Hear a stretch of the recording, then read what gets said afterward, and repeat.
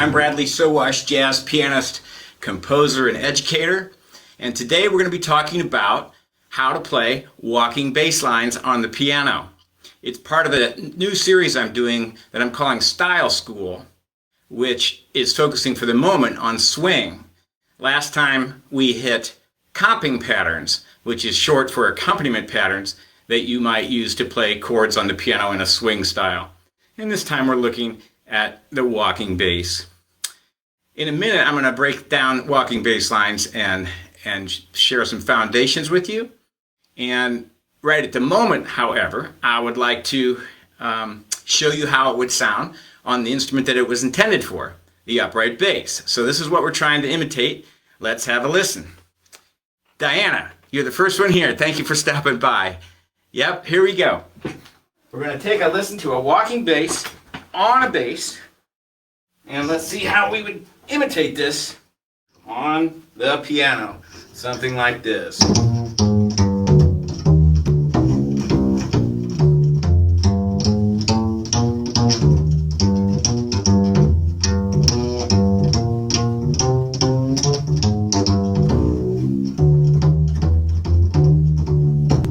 Couple things to notice. Notice it's kind of legato actually, even though it's a plucked instrument.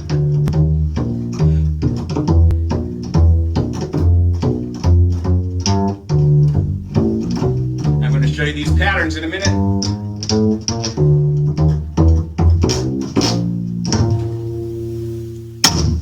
All right, a little bass playing. Well, I'll share those patterns we played on bass in just a minute, but we want to look at three foundational principles when you're playing a walking bass. Let's hear how it sounds on the piano for a minute.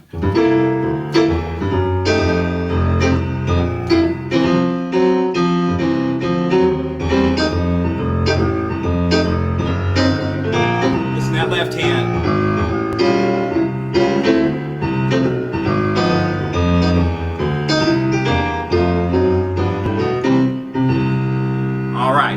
So there's things to keep in mind when you're putting together a walking bass, and it's not as hard as it sounds, even though it seems like a crazy amount of improvisation and coordination issues, if you keep these principles in mind. The most important one is to play what I call target notes on the downbeats. Most of the time a target note is the root of a chord, but sometimes the chord symbol may be a slash chord, like it could say C/E, and in that case, E would be the target note. So if I'm moving down a G chord and on the next measure is a C, I need to get to that C. C, right on beat one. So one of the inviolable rules, and rules can be broken, but nevertheless, stick to the principles for now. Go to the root or the other indicated target note on the downbeats and never hit those before. Listen to what would happen if I went from G to C and I played this C on beat 4. 1, 2, 3, 4, 1. I kind of spoiled the effect of arriving at that root. It's like uncorking a wonderful bottle of wine before it's fully matured, right? You want to hold that root off until the chord hits. The second one about pitches, we're doing foundations of bass playing. We're going to look at pitches first. The second one after target notes is that other chord tones can replace target notes if the chord spans more than one measure. So if you have 3 or 4 measures or 2 or 4 measures of the same chord, in that case you don't have to play a root on every downbeat. The third one to think about with pitches is that you want to stay in a very low range, usually no higher than G below middle C. And the reason for this is that it is the natural range of the bass that we're imitating. Over and over again I see pianists who are just playing too high, where it's convenient to write a bass line right in the staff lines, but doesn't sound so bassy. So you want to play way down here. The lowest note on a bass is the E above the lowest note on the piano, right? It's very low. And the highest note on a bass is a G below middle C, right? So, and of course we can finger that a little bit higher. It's a limited range instrument and it's quite low. So just go lower than you can imagine and reach down there and enjoy the meat on the bottom of the range. So the first of the principles we're looking at, of the three principles, is what pitches to play. We're going to hit target notes unless it's a chord that lasts several measures, and we're going to stay in a low range. So we hit that first principle, and it was related to pitches. The second principle about playing bass lines is what rhythms to play. And just the takeaway is play quarter notes. Play quarter notes. Don't really follow the melodic syncopations in the tune. So if you have a tune that has, I don't know, ba-da-do-do-da, you don't want to play a bass line that goes, rather the bass line is the pulse that sits against. So the bass is pretty square. It's right, playing right in the pocket of the quarter notes.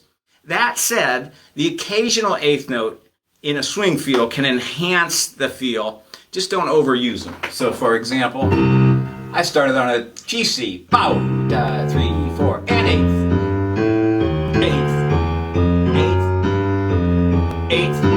That was too many, and every now and then you put in a buddy, a little bebop kind of sound to just kick the rhythm up a little bit. Don't overuse that. The third thing to think about rhythms is that two chords in a measure are always assumed to be on beats 1 and 3.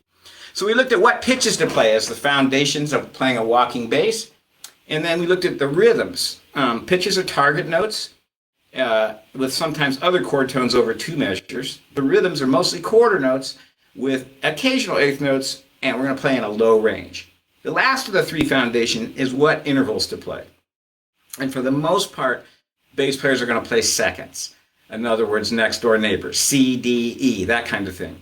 Not so much big intervals, although there are exceptions. Occasionally you'll see more collections of thirds, particularly if the walking bass is following a broken chord pattern, like,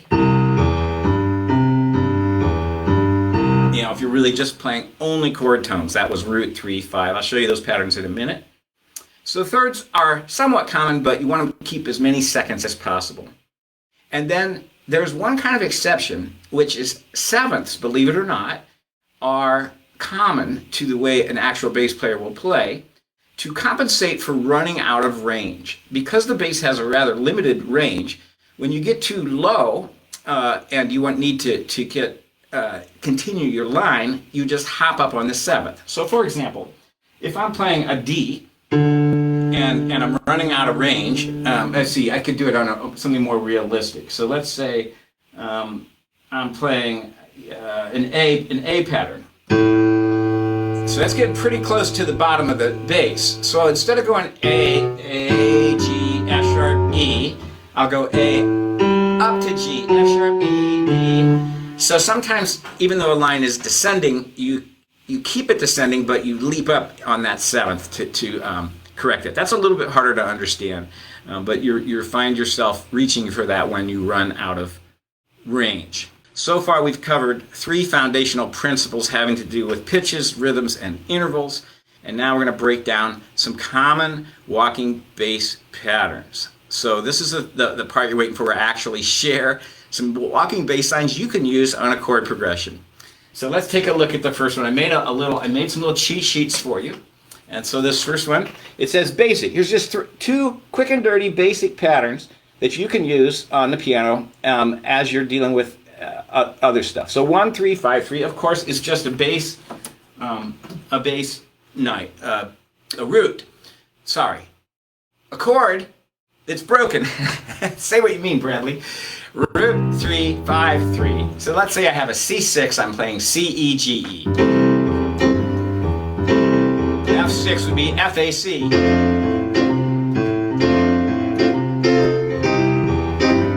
Now the problem with that is it has its uses, but it's a little kind of Mozart-y. It almost wants to be, it's just so chordy. And bass lines are lines, not so much broken chords for the most part.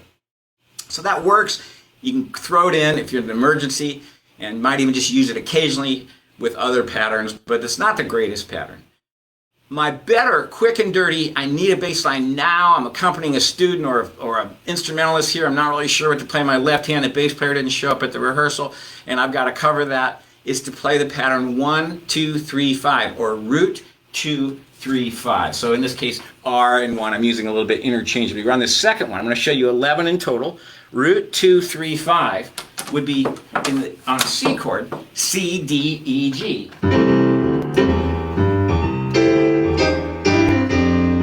On an F would be F, G, A, C.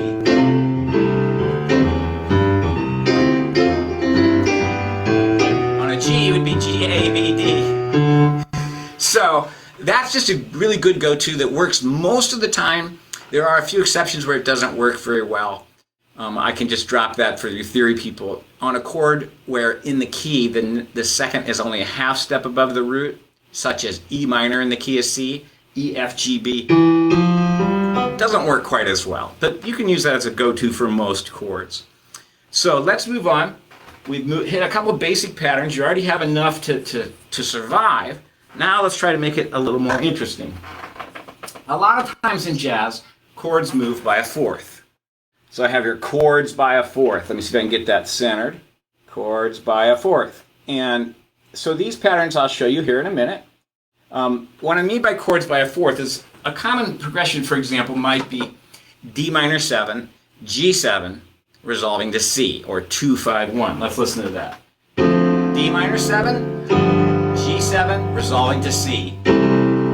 All right, so there's two ways to connect chords that move by fourths, which are so common. I'm talking about the root movement. D to G is a fourth. Let me just make that clear for those of you who maybe aren't thinking too much about intervals. Here's the circle of fifths, but if we go this way, we've got a circle of fourths. So if we go from D to G, G is a fourth above D, and C is a fourth above G, D, G, C. Those are the roots of the chord progression that I'm looking at, D minor 7, G7, and C. So you're going to love this. The easiest way to connect chords that move by fourths is to play a descending scale right in the home key. So I'm in the key of C. I'm going to start on D and just head right down the track. Root 7. Now I'm speaking of the numbers related to the chord. So the root of D, the 7th of D, the B is the 6th of B, and the A is the 5th of D. So root 7, 6, 5, G, B, C, B, A, G. Let's listen to that. So that works pretty well. And if we're going even further, D minor, G7, C, we can just do that twice. It works out just because the math works out. So I'm going to play D, C, B, A, G, F, E, D, C. All right, let's listen to that.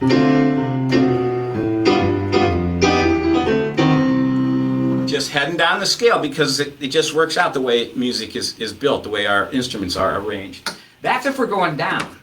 If we're going up, so was the down pattern. If we're going up, which eventually we need to do, or you're going to run off the end of the piano and be in the next room, right? We're going to go up with a different pattern.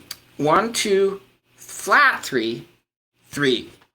And the reason that we have to cheat in a note there is that if we don't leave the scale, we will get to the new target too soon. Let me be clear. We're going from D to G up. Watch what happens if I stay in the scale.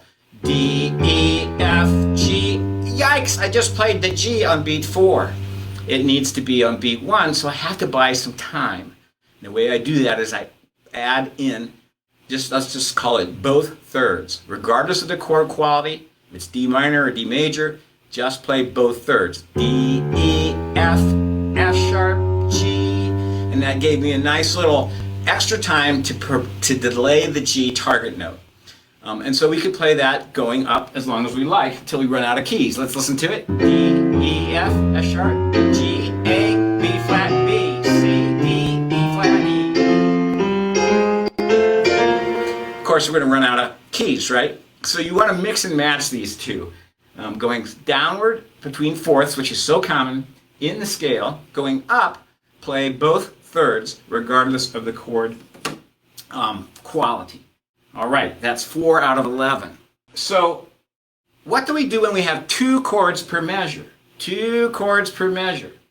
All right, a common example of that might be what we call a turnaround. Let's say we have C, A, D, G. All those are 7th chords. Listen to this.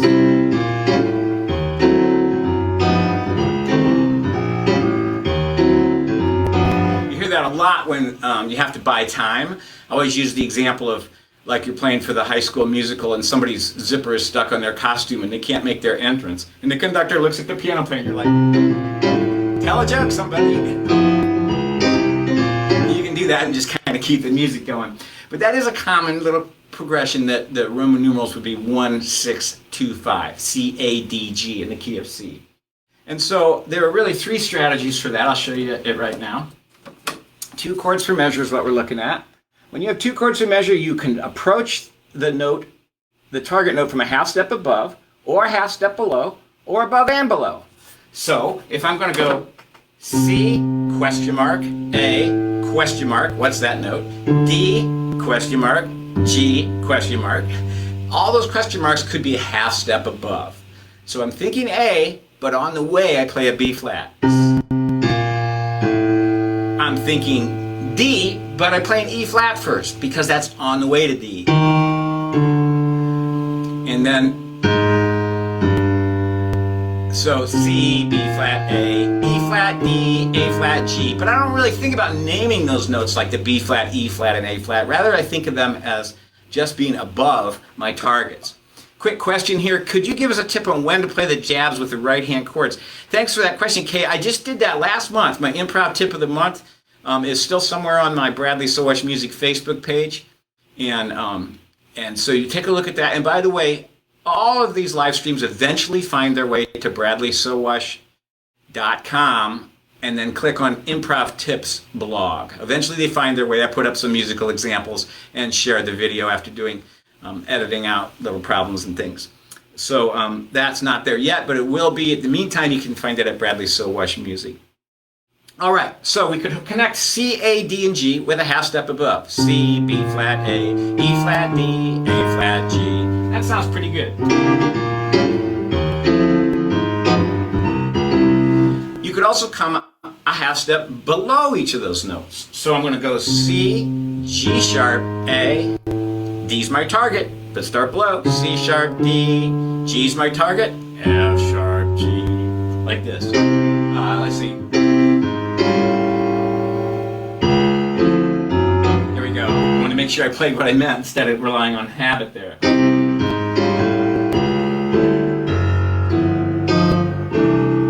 Okay.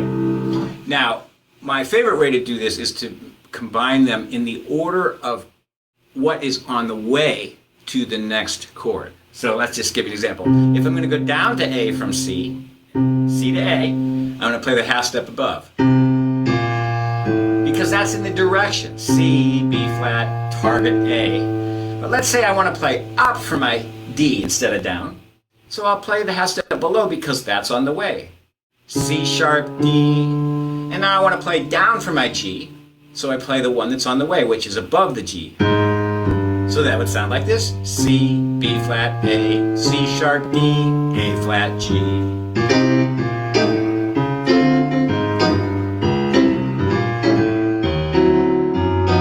So I mixed it up to show you that it depends on which way you're going to go. So when you decide your target's above or below, play the half step that's in between where you are and where you're going to land, if that makes sense. Take a look here at these questions here. Really with you on the first 4 examples. Need to practice these and get to my brain and fingers. Thanks for that, Linda. Yeah, they're just patterns. Jazzers think in numbers a lot. I really think about what I'm doing on the root. And after a while, of course, these patterns become more instinctive. So I'm going to talk for a minute now. What do I do if you have a chord that goes for 2 or more measures? Yikes! Jazzers don't like long chords. What terrifies me is 8 measures of the same chord. If you have a ton of chords in 8 measures, I'm much happier because simply navigating them makes you sound good, kind of like a skier going through a lot of poles. If they're, with just those poles to deal with, they sort of force you to do good things. So we're going to look at the 2-measure pattern here. And how it works is you spin what I call spin for 1 measure, root 2, 3, 2, and then you continue. And let's look at 9 and 10 separately. So let's just say I have a G chord. And it's 2 measures. So I got to get rid of that first measure because if I head off in any direction, it's kind of pointing me to where it's sounding like a new chord is going to happen, and yet I need 2 measures of G. So what I usually do is just spin in place by playing root 2, 3, 2, like this. Those notes were G, A, B, A, G. So we kind of burnt up a measure, G, A, B, A, used up 4 beats.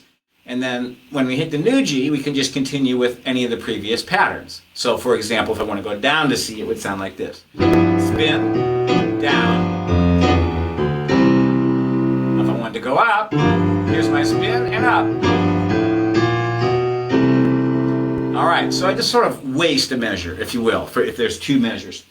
The other 2 I'll just show up here again are 2 that you're going to recognize. They're classic boogie, like boogie in this big band area, such as like Boogie Woogie Bugle Boy, root 3, 5, 6, root 6, 5, 3. I'll show that. And the 10th one there is just almost the same, but the 7th is instead of the 6, root 3, 5, 7, root 7, 5, 3.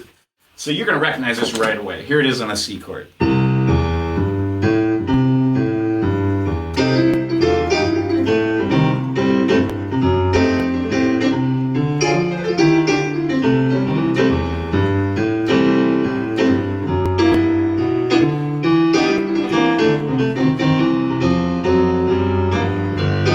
So that was root 3, 5, 6, root, right? And that's just really cheerful and kind of bright and enjoyable. If the chords are 7th chords, however, you can substitute a 7 for the root. So root, root 3, 5, 6, this time 7, not root.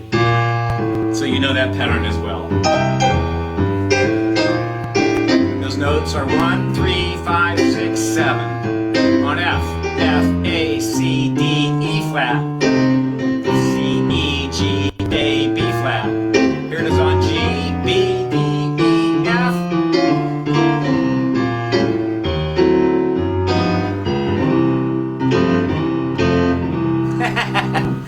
And now I'm going to end with my top 5 tips for playing walking bass lines. Here they are. Tip number 1. I feel like a person who's running for president. Play legato, number 1. Da-da-da, number 2. So anyway, play walking bass lines on the piano, legato with no pedal. I hear piano players do this a lot. And it kind of makes sense because everybody knows you pluck the bass, right? But the bass doesn't actually sound plucked. Listen how long that note is. I'll just let that ring, right? It's still ringing. I don't know how long the microphone picks it up. So the bass is not actually a staccato instrument, though it has a short attack. It has a long decay. So in order to imitate that, avoid playing staccato notes. They're actually quite connected and they're quite long. Number 2, for piano players learning to play bass lines, try to smoothly point in the direction of the next chord change or target note. So you wouldn't want to go D, C, B, A, G, right? Or D, E, F, S, sharp, G. You know, you want to try to connect things up. That's why playing all chord tones is too jumpy if you play all chord tones. You want your bass lines to lean into the next chord tone or target. You want your listeners to feel like you're rolling out the red carpet, presenting this year's award winner of the next chord, and here it comes. That's the role of the bass line. So, number 3, the last note in beat 4 is often a whole half step away from the next target note. So you can kind of just realize that if you're not getting pretty close to your target, then you might want to make a correction. But always remember, never play your target early. The target or the root is always on beat 1 and not before or after. Number 4 of 5, it's best not to play more than 2 measures in the same direction. So you can tell why.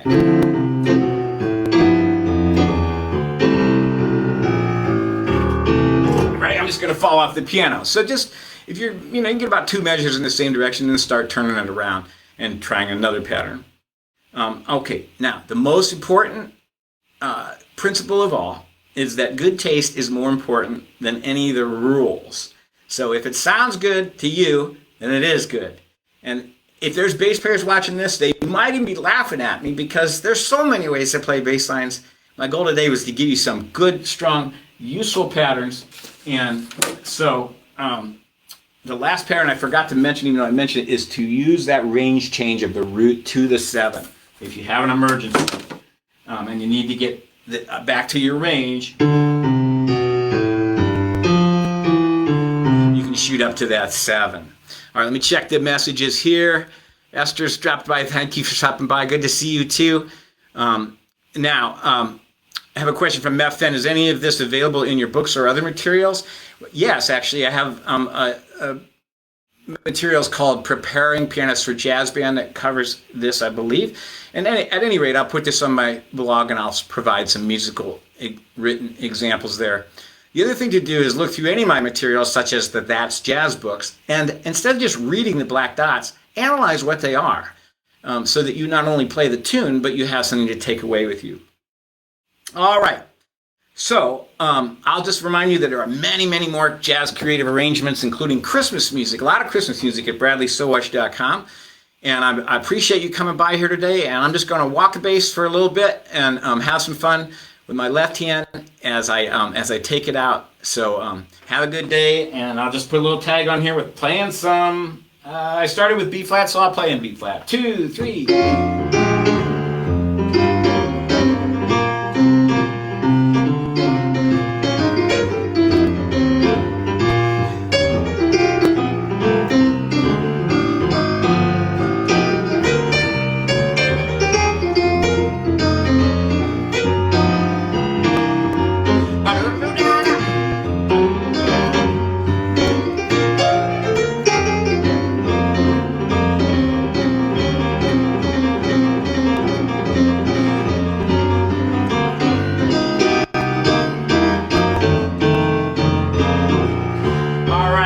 Some high melody. Proof that rhythm is more important than cool licks.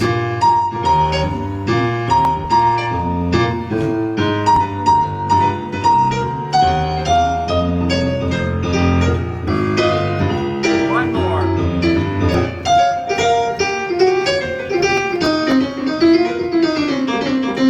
Bass player had to take a little rest.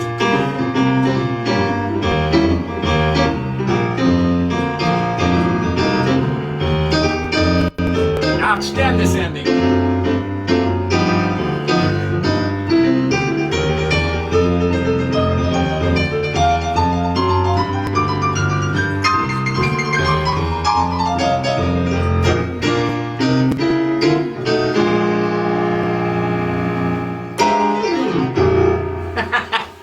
All right.